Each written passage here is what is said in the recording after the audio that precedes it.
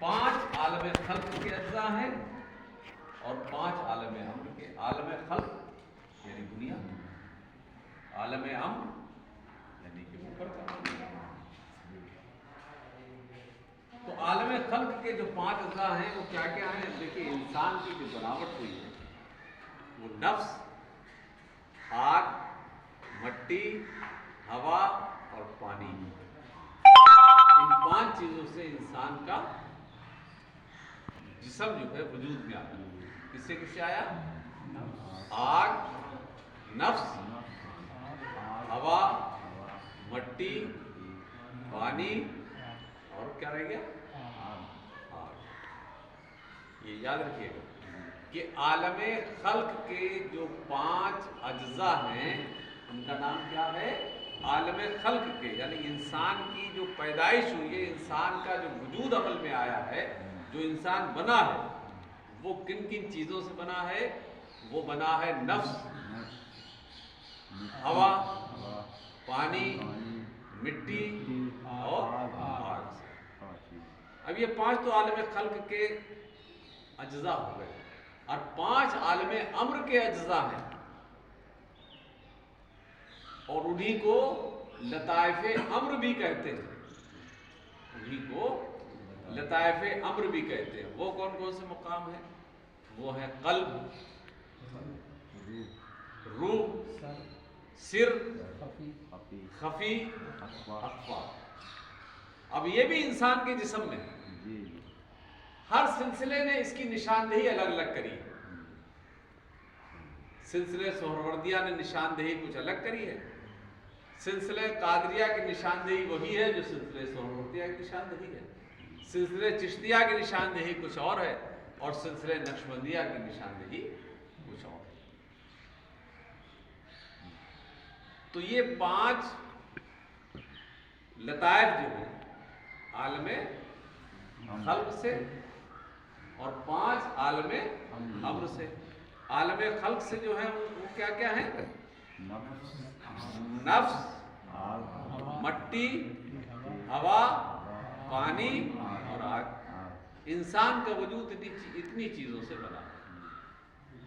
بھائی نفس بھی انسان کے اندر ہے، خواہش بھی ہے، ہوا بھی ہے، سانس لیتے ہیں، پانی بھی ہے، بغیر پانی کے جسم بیکار ہو جائے گا، مٹی تو ہے ہی ہے اور آگ بھی ہے اس کے اندر. اور جو میڈیکل کے لائن ہے وہ جانتے ہیں آگ کیسی ہے. آگ ایسی ہے اس کے اندر کہ اگر اس جسم کی آگ کسی کے اوپری حصے پرت پر ڈال دی جائے تو وہ بوند اوپر سے گرے گی اور نیچے سے نکل جائے گی، جس کو کہتے ہیں ایسڈ. جس کو کہتے ہیں ایسڈ. جو ایسڈ یہ اللہ کا نظام ہے بنایا ہوا. اللہ تعالیٰ کی شان، اس کی قدرت، اس کی شان کریمی صرف انسان اپنا وجود دیکھ لے کہ اللہ نے انسان کو کیسے بنایا تو شاید ہے اللہ ہونے کا کوئی منکر نہیں ہوگا.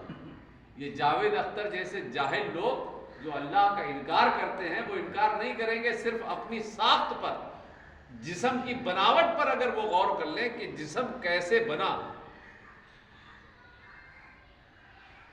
تو جسم میں جو کھانا جاتا ہے، ہم لوگ جو کھانا کھاتے ہیں وہ کاہے سے ہضم ہوتا ہے؟ یہ پینکریاس اور یہ آنتیں، لیور کی پرتیں، آنتوں کی جو لیئرز ہوتی ہیں ان کے اندر سے ایسڈ نکلتا ہے. اور یہ ایسڈ 2 طرح کا ہوتا ہے. وہ دونوں مل کے جو ہے وہ خطرناک ایسڈ بنتے ہیں اور وہ جب خطرناک بنتے ہیں تب اس کھانے کو گلا دیتے ہیں. آپ چاہے گوشت کھا کے آؤ، چاہے آپ مولی کھا کے آؤ، وہی ایسڈ سارے کھانے کو گلا دیتے ہیں اور وہی کھانا ختم ہو جاتا ہے. اس ایسڈ کی خاصیت یہ ہے کہ وہ ایسڈ اس آنت کی پتلی پتلی کھال پر گرتا ہے لیکن وہ آنت جلتی نہیں ہے اگر مقدار سے زیادہ نہ ہو، کوئی مرض نہ ہو تو. اور اگر وہی ایسڈ اکٹھا کر کے ایک قطرہ انسان کے ہاتھ پر رکھا جائے تو وہ ہاتھ نیچے سے نکل جائے. اتنا خطرناک ایسڈ. تو یہ 5 چیزیں جن کا مجموعہ انسان ہے.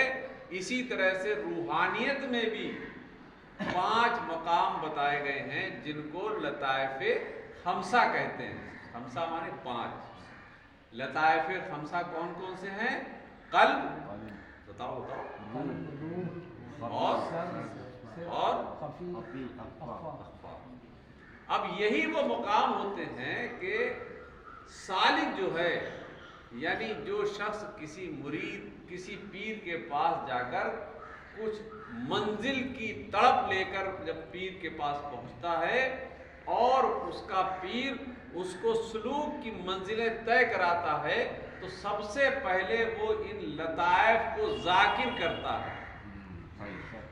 جب تک یہ لطائف ذاکر نہیں ہو جاتے ہیں اس وقت تک روحانیت میں، تصوف میں ایک بھی سلوک کی تعلیم مکمل نہیں ہوتی.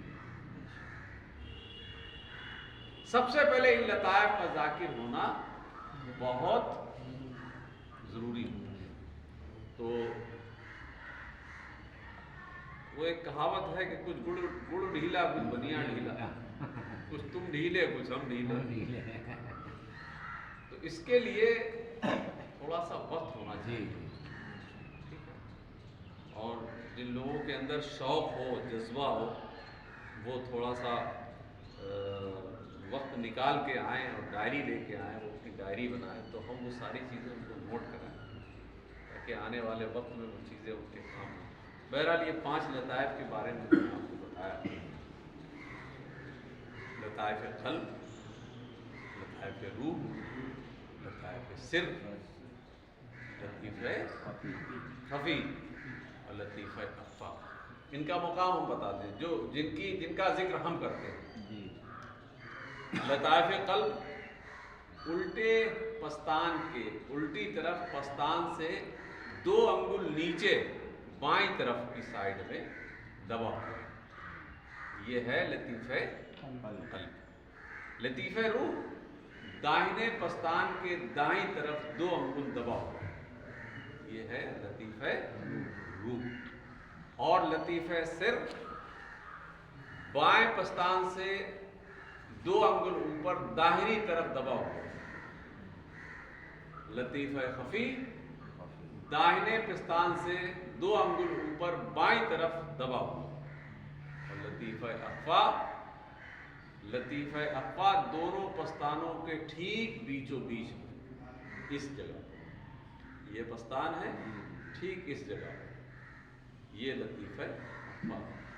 انشاءاللہ ان 5 لطیفے کے بارے میں کبھی اللہ نے توفیق دی تو انشاءاللہ اور مزید کچھ آپ لوگوں کے سامنے کھول کے بیان کرنے کی کوشش کریں گے. ایک بات یاد رکھیے گا،